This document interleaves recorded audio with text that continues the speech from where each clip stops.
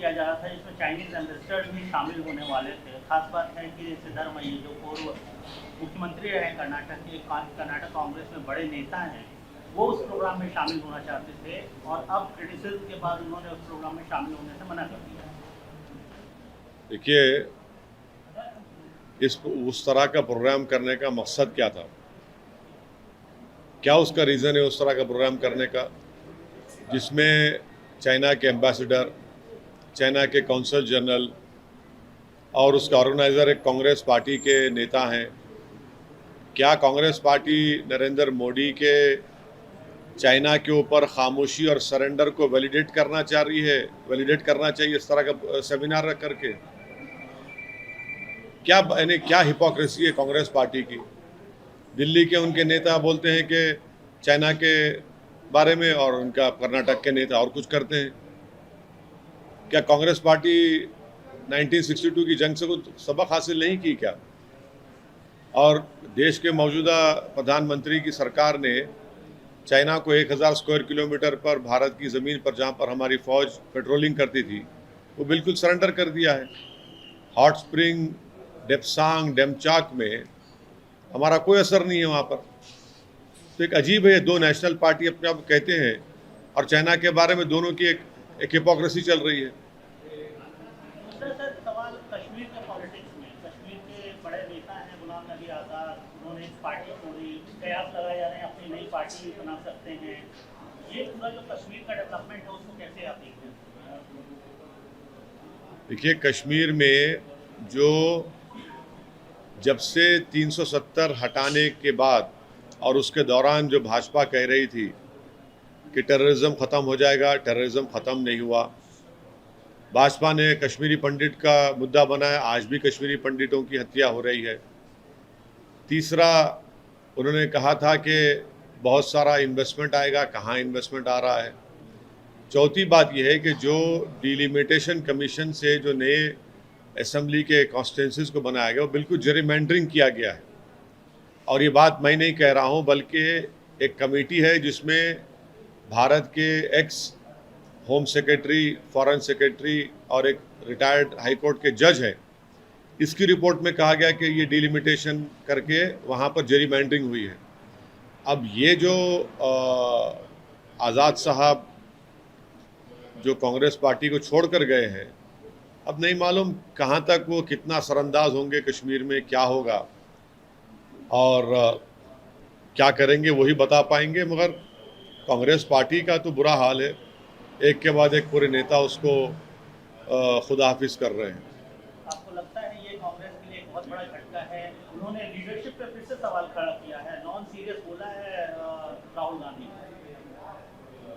नहीं मालूम, ये आज़ाद साहब ही खुद बता पाएंगे। मैं इस बारे में कुछ नहीं कह सकता, क्योंकि वो बरसों से कांग्रेस पार्टी में शामिल रहे और उन्होंने कई कांग्रेस के बड़े बड़े लीडर्स, नेताओं और प्रधानमंत्री के साथ काम किया है। तो जाहिर है उनका क्या एक्सपीरियंस रहा होगा वो खुद बता पाएंगे। जयराम रमेश बोलते हैं आजाद साहब मॉडिफाइड हो गए हैं। अब नहीं मालूम, वो उनसे ही पूछिए। दोनों एक दूसरे से साथ ही बैठते थे राज्यसभा में, अचानक वो बोल रहे हैं, तो वो देखना पड़ेगा उनको क्या हुआ क्या नहीं हुआ, वो बता पाएंगे। आप कैसे देखते हैं सर पूरा मसले को, कैसा देखते हैं आजाद लीविंग कांग्रेस पार्टी, कैसे आपको इसको पूरे इस तरह से देखते हैं? गुलाम नबी आज़ाद जो है एक कांग्रेस पार्टी के बहुत पुराने नेता रहे हैं और 1970s में वो शायद कांग्रेस पार्टी से वाबस्ता रहे और अपने लंबे सियासी सफ़र में वो सिर्फ 2 मरतबा ही लोकसभा के मेंबर रहे। फिर उसके बाद मुख्तलिफ कांग्रेस के जो वज़ीर आज़म, प्राइम मिनिस्टर रहे, उनके साथ उन्होंने काम किया और जब उनका आखिरी दिन था राज्यसभा में, उस दिन देश के प्रधानमंत्री वज़ीर आज़म नरेंद्र मोदी साहब बड़े जज्बाती हो गए और अब उसके बाद आज़ाद साहब आज कांग्रेस पार्टी को छोड़ चुके हैं। तो नहीं मालूम क्या वजूहत होंगी, क्या वजह होंगी वो खुद बता पाएंगे, मगर यह भी कहना मुश्किल है कि वो कश्मीर की सियासत में कितना असरअंदाज होंगे। सर, परसों आपने एक अपील की थी और कल हमने देखा कि पूरा शुक्रवार जो है शांत रहा है हैदराबाद में, लेकिन अब ऐसे कुछ वीडियोस आ रहे हैं, मैसेजेस आ रहे हैं कि फांसी नहीं देंगे तब तक हम चुप नहीं बैठेंगे। ये अमन जो है वो लंबे समय तक बरकरार रहे, इसके लिए देखिए मैं उन लोगों से अपील कर रहा हूँ कि आप अगर वायलेंस के ताल्लुक से बात करेंगे, हिंसा और तशद्दुद के लिए आप बात करेंगे, तो फिर क़ानून अपना काम करेगा और काम करना भी चाहिए। आप तशद्दुद, वायलेंस, हिंसा के लिए अगर आप इस तरह की बातें बकवास करेंगे तो क़ानून को अपना काम करना चाहिए। ये नहीं हो सकता कि आप इस तरह की बकवास करेंगे और कोई वीडियो जारी करेगा, तनाव का माहौल पैदा होगा, तो फिर आपको इस शहर में, शायद आपको इस शहर का सुकून, चैन, यहाँ की आबोहवा पसंद नहीं आ रही होगी, तो हो सकता है कि शायद आपको चंचलगुड़ा और चेरलापल्ली की हवा ज़्यादा पसंद आ जाए, तो वहाँ पर शायद आपको अच्छा लगेगा। तो वही दिखता है हमको कि जब शहर हैदराबाद में जो चैन और सुकून की सांस लोग ले रहे हैं, पिछले 8 साल से यहाँ पर कोई दंगा नहीं हुआ है और मुल्क में और पूरे हर जगह पर महंगाई, बेरोज़गारी एक बहुत बड़ा मुद्दा है। उसके बावजूद भी अगर ये लोग इस तरह की वाहियात किस्म की बातें कर रहे हैं, तो मुझे लगता है कि इनको शहर की आबोहवा शायद रास नहीं आ रही होगी। तो जाहिर है उनको लगता है चंचलगुड़ा और चेरलापल्ली में जो इनका दोस्त है वहीं पर इनको भिजा कर शायद अच्छा रहेगा, वहीं पर रहना उन लोगों के लिए। सरकार को देखना पड़ेगा इनके बारे में। ईडी एक्ट के खिलाफ माना जा रहा है कि सर सुप्रीम कोर्ट और हाई कोर्ट का दरवाजा खटखटाएंगे। ये भी कहा जा रहा है कि एक विधायक है भारतीय जनता पार्टी के, वो खुद बिल्कुल ये तो ओपन सीक्रेट है कि भाजपा आज भी अपने उस एमएलए की मदद कर रही है। मैंने पहले भी कहा था आपसे कि बीजेपी सिर्फ आंखों में धूल झोंक रही है सस्पेंशन के नाम पर, और अभी 2 दिन पहले आप ही के बिरादरी के लोगों ने मुझे एक ऑडियो भी सुनाया जिसमें उनके हेड ऑफिस से कोई महाशय हैं जो तयख़ुन दे रहे हैं कि भाजपा उनके साथ है। तो खैर जो भी क़ानूनी जंग होगी वो हम उम्मीद करते हैं कि टीआरएस की हुकूमत उस क़ानूनी जंग का सामना करेगी और अच्छे मौसर तरीक़े से उस केस की पैरवी करेगी। तेलंगाना भाजपा के अध्यक्ष वंडी संजय, उनका कहना है कि क्योंकि मुनव्वर फारूकी को बुलाया गया, सरकार ने प्रोटेक्शन दिया, ये कॉमेडी शो करवाया, इस वजह से तनाव हुआ हैदराबाद। अब देखिए, जो वीडियो जारी करता है इस्लाम और प्रॉफिट मोहम्मद सल्लल्लाहु अलैहि वसल्लम के बारे में, वो क्या कॉमेडी कर रहा था या फिर शहर के अमन को बिगाड़ना चाहता था?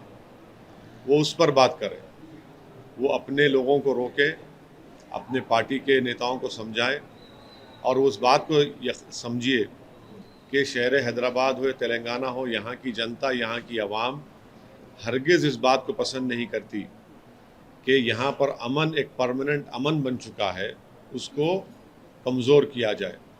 तो जो कुछ भी हालिया दिनों में हैदराबाद में हुआ, जो बीजेपी के एक विधायक की वाहियात वीडियो के बाद हुआ, भाजपा यहाँ की जनता की वो समझ नहीं रही है। यहाँ की जनता सुकून और चैन और अमन से अपनी ज़िंदगी गुजारना चाहती है। यहाँ की जनता ये देख रही है कि ट्रैफिक का मसला है, जब बारिश होती है तो पानी जमा हो जाता है, स्टॉर्म वाटर ड्रेन का मसला है, यहाँ पर आरटीसी के बसेस की ज़रूरत है, रोड वाइडनिंग की ज़रूरत है, महंगाई का एक बहुत बड़ा मसला जो बीजेपी ने खड़ा कर दिया उससे गरीब पिट रहा है, बेरोज़गारी नौजवानों का मुकद्दर बीजेपी ने बना चुकी है। ये मुद्दे हैं। अगर उसका डाइवर्ट करके इस तरह करना चाह रहे हैं तो वो नाकाम साबित होंगे और वो पल्स को नहीं समझ रहे हैं आवाम की। सर आप उसका, लेकिन आप क्लियर जवाब नहीं दे रहे हैं कि मुनव्वर फारूकी को टीआरएस और केटीआर बुलाने से ये बवाल हुआ। अगर नहीं बुलाते तो सही रहता। इस बात को मानते हैं आप कि बुला करके जो पहले उसका ऐसा है ना, आपके सवाल में उस शख्स के लिए बड़ी मोहब्बत है जिसने वीडियो जारी करके पूरे हैदराबाद में बिल्कुल है। नहीं, सुनिए, मुनव्वर फारूकी ने जो कहा था, देखिए आप करते हैं सर, मुनव्वर फारूकी ने जो कहा था इसको कंडेम करते हैं सर? देखिए, आप एक एंकर का रोल बहुत अच्छा अदा कर सकते हैं। मैं आपके टीवी चैनल के जिम्मेदारों से अपील करूंगा कि वो जो मोहतरमा जो हमेशा हमारे इंटरव्यू लेने के लिए आप पीछे पड़े रहते हैं, आपकी जगह पे मोहतरमा आपको एंकर बना दिया जाए तो मुझे यकीन है कि आपके चैनल की टीआरपी में और थोड़ा बहुत इजाफा हो जाएगा। सर वो जवाब नहीं, जवाब दे रहा हूँ, आपकी जवाब दे रहा हूँ ना, आप ही का जवाब दे रहा हूँ, आप ही का जवाब दे रहा हूँ। और वो जवाब यही है, जवाब यही है कि आप लोग असल चीज़ को कवर कर रहे हैं। आप लोगों को बड़ा एक आर्टिस्टिक तरीके से आप लोग जो है भाजपा के विधायक की गलती को कवर करना चाहते हैं, जो नहीं कवर कर सक रहे। आप लोग एक्सपोज हो चुके। आप लोग जुमे के दिन कैमरा नहीं बल्कि तोप लेकर बैठे थे कि चलो अब मस्जिद से निकलते कि पकड़ेंगे विजुअल। बड़ी आपकी उम्मीदों पर पानी फिर गए। हैदराबाद की आवाम ने कहा कि नो नो बाय बाय, हम आपके एजेंडे को हम सेट करने नहीं देंगे। तो आपको लगा कि भाई जो इतने दूर दूर से आप लोग आके बैठे 2-2 घंटे, अच्छा है आप आइए, ओल्ड सिटी को आइए, आपको बहुत दिमाग साफ होगा। वहाँ पर चार मीनार के छाँव में बैठिए, मक्का मस्जिद के दामन में बैठिए, वहाँ पर कबाब खाइए, वहाँ पर इडली डोसा खाइए। तो ये चलता है, ये भाजपा की। अरे भाई देखिए, मैं एक काका सिंह ने जो कहा उसको भी तो हम कंडेम कर रहे हैं, लेकिन सर काफी मुनावर फारूकी का नाम नहीं ले रहे सर। देखिए, सुनिए, हमारी पार्टी के दिए थे नहीं दिए थे हम सब देख रहे हैं उसको, मगर असल आदमी जो वीडियो जारी किया वो जेल में सर अभी। एक्शन लिया हाँ। है ना सर? मीडिया नहीं डिमांड था कि वो हिस्ट्री में आगे फर्स्ट अरेस्ट होना टाइम चाहिए वो लेजिस्लेटर स्पीच के लिए जो वीडियो उसने जारी किया था, लेकिन पुलिस ने पुराने केसेस को पकड़कर 1-2 दिन बाद पीडीआई उस पर डालना, उसको कैसे देखते हैं? भाई पुलिस को एक इख्तियार है एक्शन लेने का, और उस जो 41 सीआरपी से हाई कोर्ट को गया है मामला, चीफ जस्टिस के इजलास पे गया, सितंबर में उसकी नई तारीख दी गई है मैम का प्रेशर भी है कि नहीं, कोई प्रेशर नहीं है। देखिए, जस्टिस होना चाहिए। ये जो मुद्दा है, आप गलती से आप तमाम लोग इसको सिर्फ मुसलमानों के आइनक लगा के देख रहे हैं। ये हैदराबाद के शहर को बिगाड़ने का, तेलंगाना के भाईचारगी को बिगाड़ने के कॉन्स्पिरेसी थी ये। सर, ये सुनिए, एक ये भाजपा की तरफ से जो सर्जिकल स्ट्राइक किया गया है हैदराबाद के ऊपर, ताकि यहाँ पर भाईचारगी ख़त्म हो जाए, नफरत की दीवारों में और इजाफा हो जाए, यहाँ पर हिंदू मुसलमानों में तनाव पैदा हो जाए। मगर मैं मुबारकबाद देता हूँ हैदराबाद की जनता को कि उन्होंने सर्जिकल स्ट्राइक को नाकाम कर दिया भाजपा के। मैं मुबारकबाद देता हूँ हैदराबाद की मोहब्बत करने वाली आवाम को कि उन्होंने भाजपा के इस असली एजेंडे को समझ लिया और सब ने मिलकर हैदराबाद की चैन और सुकून को जो लोग बिगाड़ना चाहते थे उनको रोक दिया। अब मैं कोई कॉमेडियन का नुमाइंदा नहीं हूँ, समझे ना आप लोग। सुनिए मेरे को कॉमेडियन से कोई लेना देना नहीं है, ना मैं वो कॉमेडियन को पसंद भी करता हूँ। मैं एक पॉलिटिशियन हूँ, एक पार्टी का एक सिपाही हूँ। ये कॉमेडियन जो कॉमेडी करते हैं उनसे पूछिए, हमसे मत पूछिए। मगर एक आदमी, एक नेता, एक सियासतदान किसी शहर को यरगमाल नहीं बना सकता। यरगमाल के माने उर्दू में हॉस्टेज नहीं बना सकता, समझे ना आप? हाँ, ये समझे ना बात को। हाँ, आप कह रहे हैं कि action should be taken according to law, लेकिन आपने वो 90 प्रोटेस्टर्स को क्यों रिलीज करवाया? रिलीज करवाया मैं क्या हैदराबाद का कोतवाली? नहीं, सुनिए, यस, उनको प्रोटेस्ट किए, क्या गलती किए वो लोग? पत्थर मारे सर। कोई पत्थर नहीं मारा। आपका विजुअल है? नहीं, आपका नहीं, एक मिनट ठहरिए। अभी बोल रहे टाइम्स नाउ के पत्थर का विजुअल है। आप लोग अपने टीवी चैनल पे असदुद्दीन ओवैसी को दूल्हा बना दिए, मुबारक हो आपको, मैं आपका शुक्रिया अदा करता हूँ। आप लोगों का पेट नहीं भरता जब तक हमको दूल्हा नहीं बनाए, मैं आपका हाथ जोड़ के शुक्रिया अदा करता हूँ। हमेशा मुझे दूल्हा बनाइए, मैं आपका शुक्रगुजार हूँ। आपने उन बच्चों को जिसके घर में टास्क फोर्स घर के दरवाजे तोड़कर अंदर जो सो रहे थे, जिसके एक पे तो जिस्म पे कपड़े नहीं थे, उनको उठा लिया, तो उनको छुड़ाया। तो कौन सी गलती हुई भाई? हमने नुमाइंदगी, रिप्रेजेंटेशन करना मेरा काम है। वो स्लोगन्स जस्टिफाइड है। वो स्लोगन मैं आज भी आपसे कह रहा हूँ, जिंदगी भर कहूँगा, वो स्लोगन गलत है, किसी को भी इस्तेमाल नहीं करना चाहिए। आप वायलेंस की बात नहीं कर सकते, गलत है वो स्लोगन इस्तेमाल करना। हम एक डेमोक्रेटिक कंट्री में जहाँ पर संविधान है, यहाँ पर रूल ऑफ लॉ को फॉलो करना, रूल ऑफ कानून की बालादस्ती को मानना, जो भी एहतजाज होगा कानून के दायरे में करना, ये एक है। जो लगा रहे हैं मैं उनसे मुत्तफिक नहीं हूँ। अब दूसरा सवाल। सर आपने बोला अभी कि उस कॉमेडियन का कोई रिप्रेजेंटेटिव नहीं है, आप नहीं हूँ, आप भी नहीं है, कोई भी नहीं है, नहीं है आप, मगर आप लोग गए थे वहाँ पे, आप लोग गए थे प्रोग्राम कवर करने, नहीं गए सर। आप लोग बाहर से कवर कर रहे थे। नहीं आप लोग नहीं, आप लोग नहीं आने नहीं दिए, आने नहीं दिए, दरवाजे बंद करके। नहीं, एक मिनट केटीआर के ऊपर उतने क्यों वो बोल रहे हैं, सर? एक मिनट सुनिए।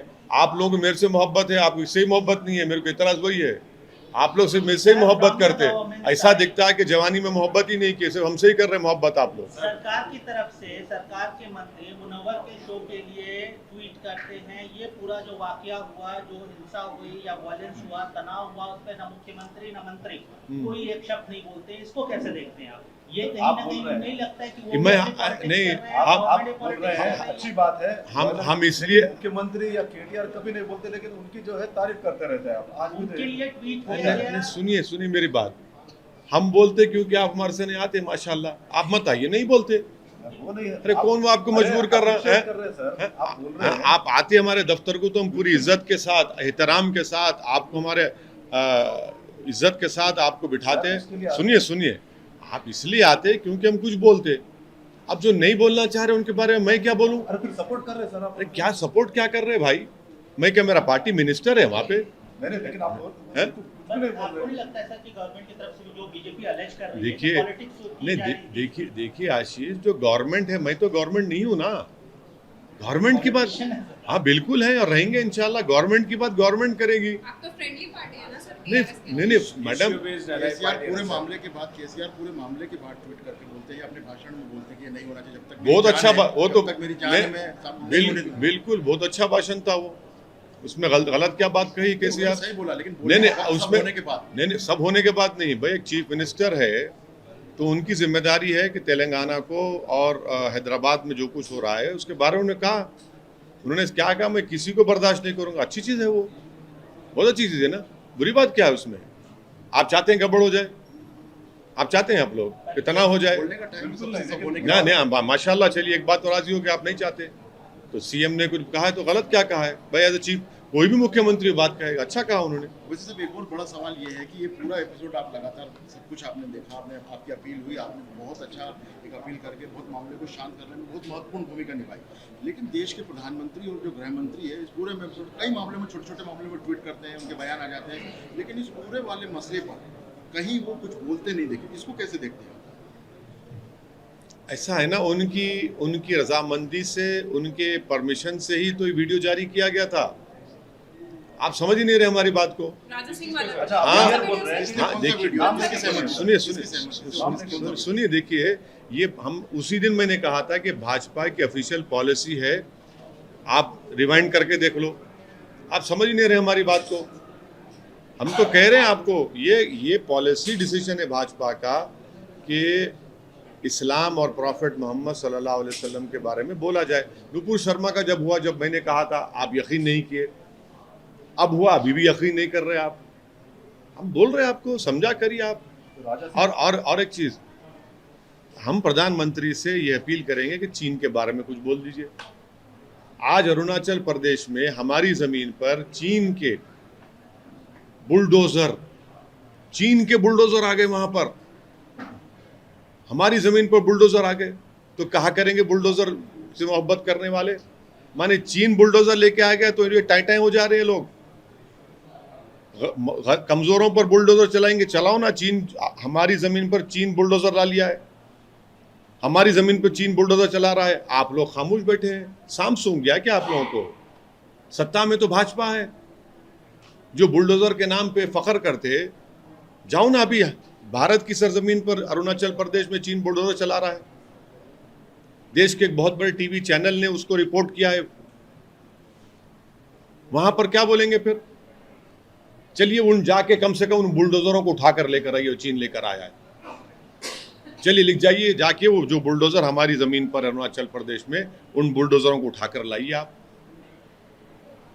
लाइए ना भाई, हमारी जमीन पर, भारत की जमीन पर चीन बुलडोजर चला रहा है भाई, कुछ तो करिए भाजपा वालों। तो आपका कहना है अरे भाई ये ऐसा मसला है अरुणाचल प्रदेश का कि हम तो प्रधानमंत्री से, भाजपा से अपील करेंगे फौरन पार्लियामेंट का सेशन बुलाया जाए और उस पर, ये हमारी जमीन पर, भारत की जमीन पर जो चीन बुलडोजर चला उस पर बात होनी चाहिए पार्लियामेंट में।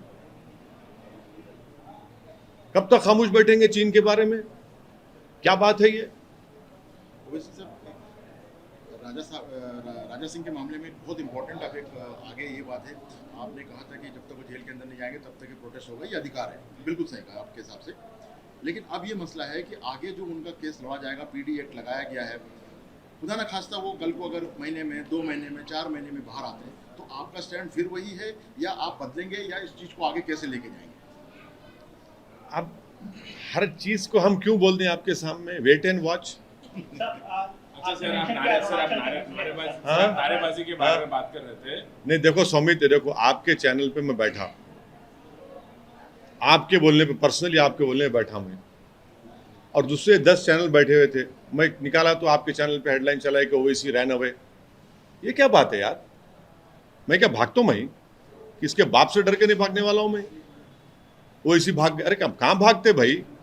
अब अगर सुमित आपकी दोस्ती नहीं रहती मेरे से, मैं बोलता था कि भाई नुपुर शर्मा के जिम्मेदार आप ही हैं, चलाते थे आप लोग ट्रैकर पे अपने, नहीं चलाते थे ना आप लोग? ऐसा समझाइए आपके लोगों को, मैं भागने वाला नहीं हूँ, पीठ दिखा के नहीं जाने वाला, आखिरत में पीठ दिखाने वाला मैं। तो समझो अपने लोगों को भाई, कब तक हम आपकी मोहब्बत में ये बेकार चीज़ों को बर्दाश्त करेंगे? और हमारे पार्टी से किसका ताल्लुक नहीं, बिठा के MIM, अरे कहाँ के MIM? रोकिए उन लोगों को, आप अपने जिम्मेदारों को बताइए आप कि जो MIM का नहीं, MIM का नाम मत लिखिए उन लोगों पे। MIM का स्पोक्स पर्सन कौन है? वारिस पठान, हमारे आसिम वक़ार, और फिर डॉक्टर मन्नान, और एक साहब हैं, और हमारे इम्तियाज साहब के बैठेंगे। दूसरा हर एक को बिठा रहे। टाइम्स में नहीं बिठाया सर। अरे आप लोग बिठाए अपने हिंदी चैनल पे। सर आपने अरुणाचल का मुद्दा बोला सर, स्पेशल पार्लियामेंट सेशन की बात कर रहे हैं, इससे पहले आप लद्दाख के ऊपर उतरे। बिल्कुल बिल्कुल बिल्कुल लद्दाख पे बात होनी चाहिए।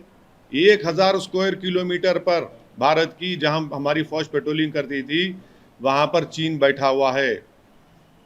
एग्रीमेंट है कि इतने डिस्टेंस के करीब आकर एयर एक्सरसाइज नहीं करेगा, वो हमारे वहां पर आकर एयर एक्सरसाइज कर रहा है। मैं आपको बता रहा हूँ, कभी भी जंग हो सकती है चीन से, आप समझ नहीं रहे हमारी बात को। आप कह रहे हैं कि चीन, ये सुनिए, आप किसी भी डिफेंस एक्सपर्ट से पूछ लीजिए क्या कर रहा है चीन वहां पर। ऑल वेदर रोड बना चुका है, हम ऑल वेदर रोड बनाए वहां पर, उसके एयरक्राफ्ट हमारी लाइन के करीब आ गए, जहां पर एग्रीमेंट है नहीं आना। आपने नहीं सुना फॉरेन मिनिस्टर ने क्या कहा? आप लोग सुनिए फॉरेन मिनिस्टर ने क्या कहा। 14-15 राउंड की बातचीत, क्या की बातचीत हो रही भाई बताइए भाजपा वालों? अगर चीन इस जमीन पे कब्जा करके, 15 राउंड से क्या बातचीत हो रही बताइए हमको आप। आपको क्यों लगता है सर कि वॉर होगी या हम लोग वॉर की तरफ? ना हो, खुदा ना खास्ता ना हो, मगर जो चीन हरकतें कर रहा है, क्या क्या है माने? इंडिया भी तो तैयार ही है ना सर लड़ने के? तैयार है। आप नहीं पढ़े जनरल कंडूरी साहब की रिपोर्ट 2015 में स्टैंडिंग कमेटी की, जिसमें कंडूरी साहब जो भाजपा के एक CM, उन्होंने कहा कि कितने दिन का हथियार हमारे पास है और उसमें कितने दिन का ऑब्सोलीट हथियार है। ट्रेड, और सुनिए, और ट्रेड इम्बैलेंस कितना है चीन से हमारा? क्या उससे करंट अकाउंट डेफिसिट नहीं बढ़ रहा है? इस पर तो बात ही नहीं करते। आप लोगों को चाहिए कि प्रधानमंत्री से रिक्वेस्ट करके प्रेस कॉन्फ्रेंस करा के सवाल पूछिए आप लोग। सर आप नारेबाजी के बारे में बोल रहे थे, अभी आज और एक वीडियो आया in which Congress leader is openly threatening and calling to rip apart, but आज वायरल हो रहा है, कल की वीडियो है, जो पुराना नहीं है, कल का वीडियो। देखिए कल का वीडियो है। जो भी जो सर आप एक मिनट सुनिए, एक मिनट सुनिए। जो भी इस तरह के वीडियोस बना रहा है, मैं गवर्नमेंट से और पुलिस कमिश्नर से ये डिमांड करता हूं कि उनके खिलाफ, कानून के खिलाफ एक्शन लिया जाए। उदयपुर में क्या हुआ, क्यों हुआ उदयपुर में, उस वक्त भी हम कंडेम करना चाहिए, आज भी हम कंडेम कर रहे हैं। सवाल ही पैदा नहीं होता इन चीज़ों को बर्दाश्त करने का, जो वीडियो बनाकर तशद्दुद की और हिंसा की बात कर रहे हैं। पुलिस का काम यह है कि कौन है वो लोग, आफ्टर ड्यू इंक्वायरी अगर वो सच है तो उनके ऊपर एक्शन लेना चाहिए। Thank you so much. Thank you.